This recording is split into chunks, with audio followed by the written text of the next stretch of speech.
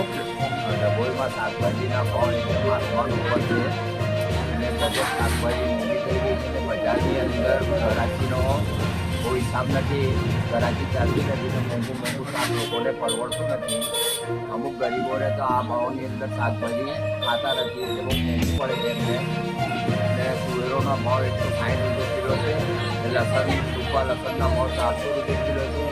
રીંગણા તમારે 60 રૂપિયા કિલો છે. કોબી 40 રૂપિયા કિલો છે. કારેલા 80 રૂપિયા કિલો છે. અને પછી સરગવો 200 રૂપિયા કિલો છે. બધી શાકભાજીના ભાવ આસમાન ઉપર છે. ગરીબોને આ ભાવમાં પોસાતું નથી.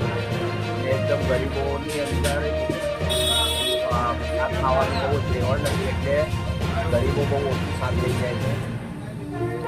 આ ભાવ વધવાથી બજારમાં ઘરાકીનો બજારમાં ઘરાકીનો માહોલ નથી. બિલકુલ ઘરાકી મંદી છે.